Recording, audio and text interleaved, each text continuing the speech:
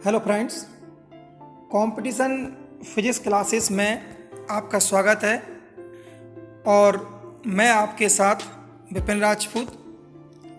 Friends, सभी प्रतियोगी परीक्षाओं के लिए सामान्य विज्ञान से संबंधित 30 अति महत्वपूर्ण प्रश्नों का हम अध्ययन करेंगे और ये हमारा पार्ट 5 यानी कि भाग 5 है।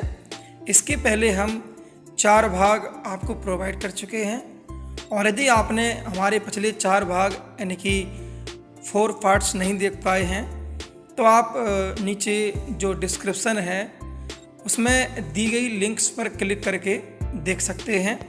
तो आइए हम प्रारंभ करते हैं। आज पार्ट 5 का पहला क्वेश्चन, तेल पानी की सतह पर फैल जाता है, इसका क्या कारण है? तो फ्रेंड्स, इसका आंसर है तेल का जो पृष्ठ तनाव है वो पानी के पृष्ठ तनाव से कम होता है। अगला क्वेश्चन है, सड़क पर चलने की तुलना में बर्फ पर चलना कठिन होता है, इसका क्या कारण है? इसका आंसर है बर्फ पर सड़क की अपेक्षा घर्षण कम होता है, इसलिए बर्फ पर सड़क की अपेक्षा चलना कठिन होता है, क्योंकि घर्षण यदि कम होगा तो फिसलने का ज़्यादा डर रहता है। अगला क्वेश्चन है, लोलक घड़ियाँ गर्मियों में सुस्त हो जाती हैं, इसका क्या कारण है? तो इसका आंसर है ताप के साथ लोलक की लंबाई बढ़ जाने से आवर्त काल बढ़ जाता है और यदि आवर्त काल बढ़ जाएगा तो टाइम जो है ना वो मतलब घंटा बड़ा हो जाएगा हल्का सा, इसलिए हम कहते हैं कि लोलक घड़ियाँ गर्मियों में सुस्त हो जाती हैं। तो फ्रेंड्स, क्वेश्चन नंबर 4 है, पृथ्वी को सूर्य से प्राप्त होने वाली ऊर्जा का अधिकतम भाग किस रूप में प्राप्त होता है? तो इसका आंसर है अवरक्त किरणों तथा ऊष्मीय ऊर्जा के रूप में। इसे हम शॉर्ट में कह सकते हैं अवरक्त तथा ऊष्मीय ऊर्जा के रूप में। तो यहाँ पर अगर देखा जाए तो मुख्य रूप से अवरक्त किरणों के द्वारा और ऊष्मीय ऊर्जा के द्वारा ही हमारी पृथ्वी पर या पृथ्वी को जो सूर्य से प्राप्त होने वाली ऊर्जा है वो इसी रूप में अधिकतम प्राप्त होती है। अगला हमारा क्वेश्चन है, 100 डिग्री सेल्सियस किसके समतुल्य होता है? तो इसका आंसर है फ़ारेनहाइट में 212 डिग्री सेल्सियस 212 और केल्विन में 373, यानी कि 212 डिग्री फ़ारेनहाइट और 373 केल्विन पर हमारा क्या होता है? 100 डिग्री सेल्सियस तापमान समान होता है। अगला क्वेश्चन है, बोलोमीटर किन किरणों की उपस्थिति ज्ञात करने का यंत्र है? बोलोमीटर अवरक्त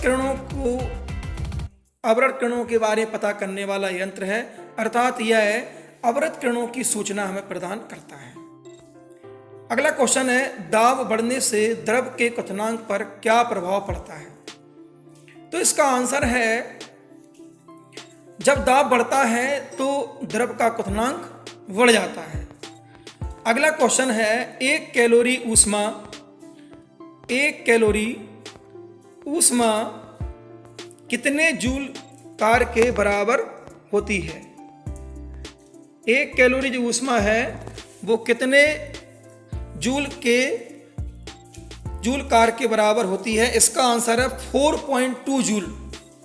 4.2 जूल होता है ना, वो 1 कैलोरी के बराबर होता है। या अपन ऐसे कह सकते हैं कि 1 जूल बराबर क्या होता है? 1/2 4 इंटू 2 या 4.2 कैलोरी। तो आगे हम अगला क्वेश्चन देखते हैं। क्वेश्चन नंबर 9, रुद्धोष्म प्रक्रम में किसका विनिमय नहीं होता है?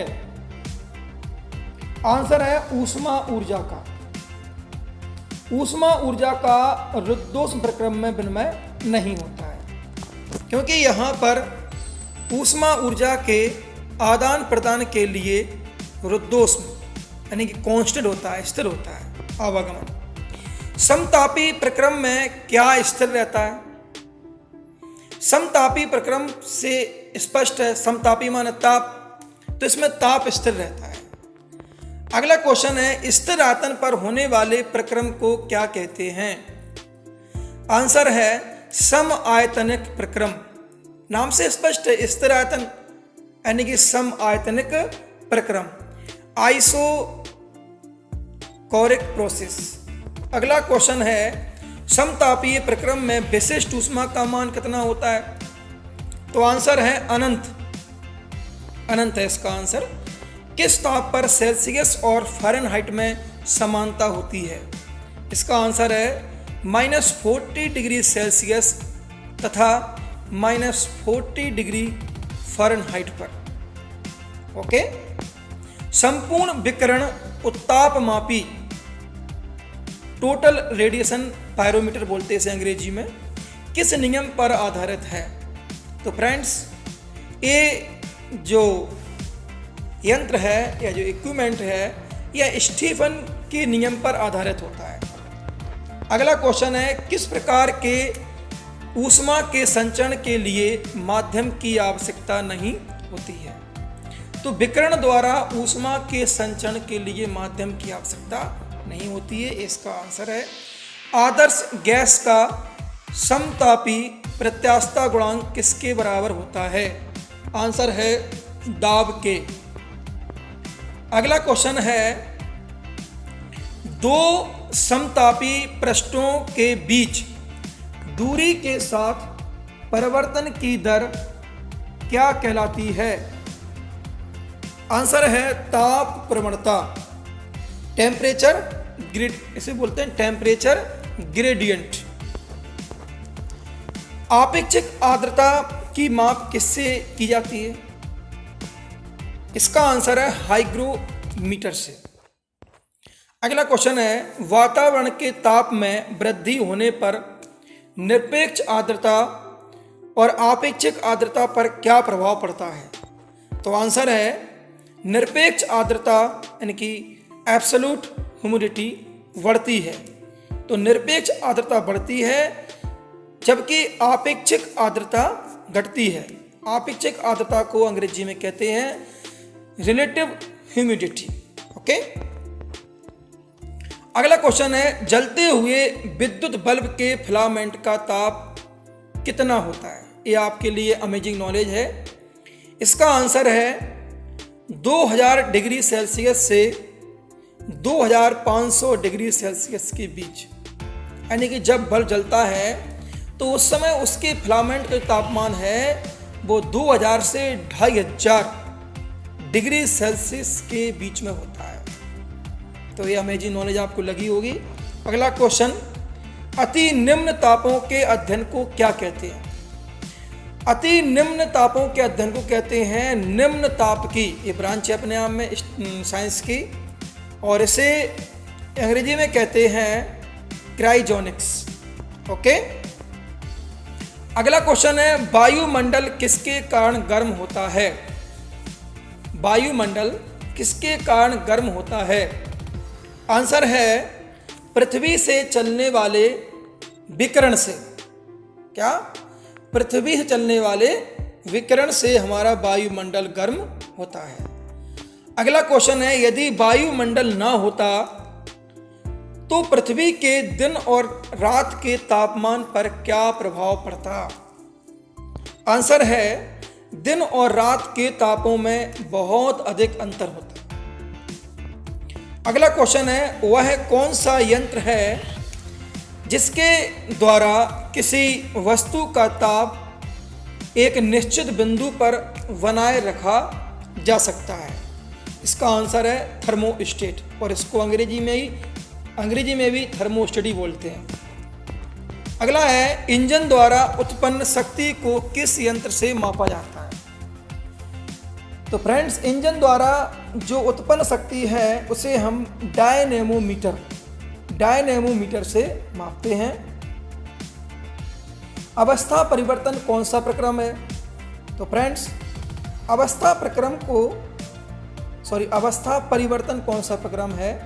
तो इसे कहते हैं समतापीय प्रक्रम। अगला क्वेश्चन है, समतापीय प्रक्रम में विशिष्ट ऊष्मा का मान कितना होता है? तो इसका आंसर है अनंत। रुद्धोष्म परिवर्तन में विशिष्ट ऊष्मा का मान कितना होता है?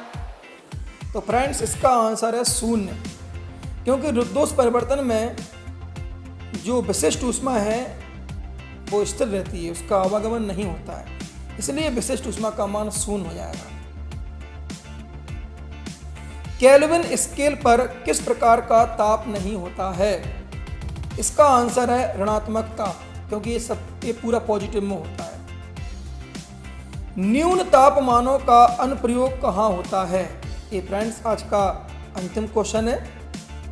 तो न्यून तापमानों का अनुप्रयोग अंतरिक्ष यात्रा, शल्य कर्म यानी कि सर्जरी एवं चुंबकीय प्रोत्थापन मैग्नेटिक लेविटेशन में होता है। तो फ्रेंड्स, इस तरह से हमारा आज सामान्य ज्ञान से संबंधित 30 प्रश्नों का पार्ट नंबर 5 समाप्त होता है। और एक बार मैं उससे आपसे आग्रह करता हूँ कि यदि आपने हमारे पिछले पार्ट्स नहीं देखे हैं तो डिस्क्रिप्शन में दी गई लिंक्स पर आप क्लिक करके उनको देख सकते हैं। और फ्रेंड्स, यदि आज का वीडियो आपको अच्छा लगा हो, आपको लगता है कि हमने आज कुछ नया सीखा, इंटरेस्ट सीखा, हमको कुछ नया सीखने का फील हुआ है, तो प्लीज़ वीडियो को लाइक एंड शेयर कीजिए। और चैनल को यदि अभी तक सब्सक्राइब नहीं किया है तो please subscribe my YouTube channel. Thank you very much, और हम मिलते हैं अगले वीडियो में।